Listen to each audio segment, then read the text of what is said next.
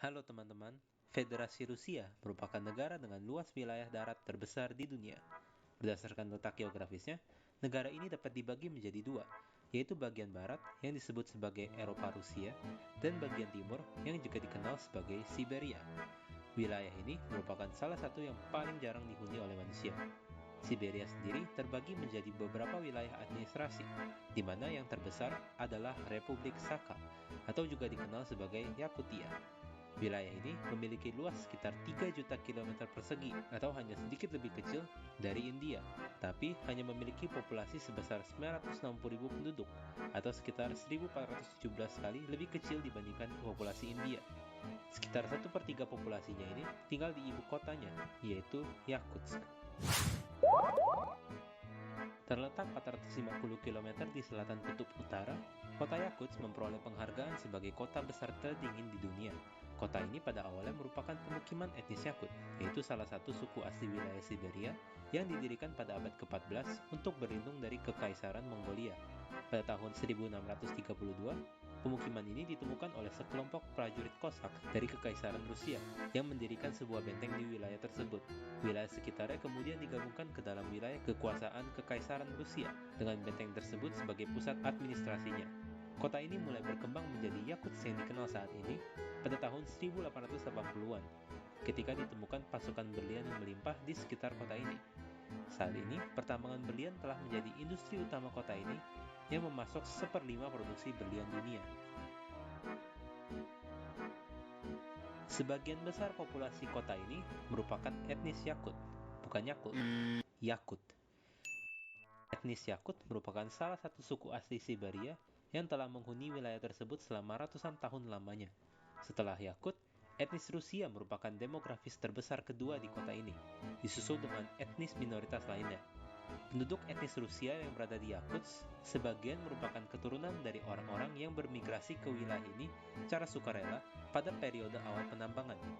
Sementara sebagian merupakan keturunan orang-orang yang diasingkan ke wilayah ini pada masa pemerintahan Joseph Stalin. Kota Yakutsk dibangun sepenuhnya di atas permafrost setebal 30 meter, yaitu lapisan tanah yang membeku secara permanen.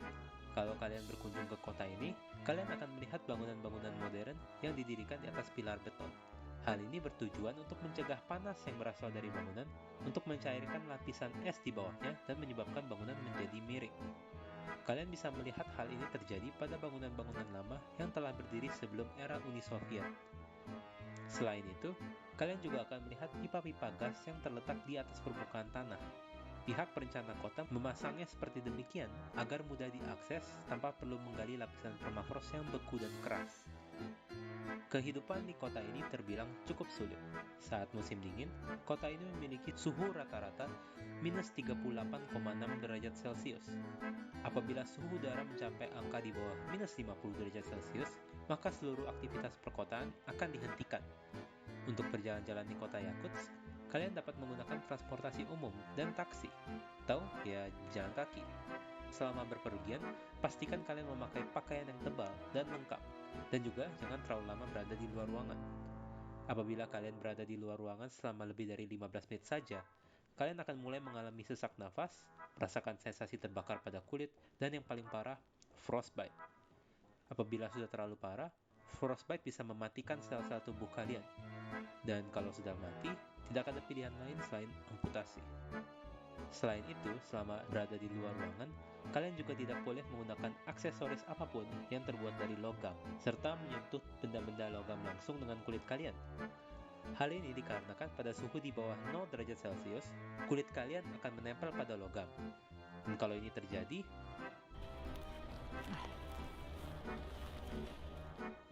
suhu yang sangat dingin juga dapat menyebabkan alat-alat elektronik seperti kamera dan handphone tidak bekerja dengan semestinya dan bisa tiba-tiba mati.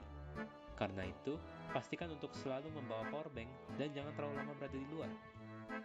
Kota ini diselimuti oleh kabut asap atau smog tebal yang menurunkan jarak pandang dan kualitas udara selama musim dingin.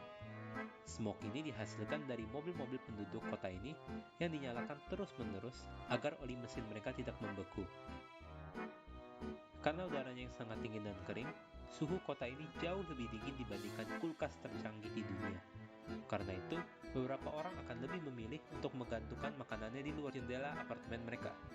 Hal ini juga bisa kalian lihat di pasar tradisional Yakutsk, di mana para pedagang akan menjajakan dagangan mereka di ruangan terbuka.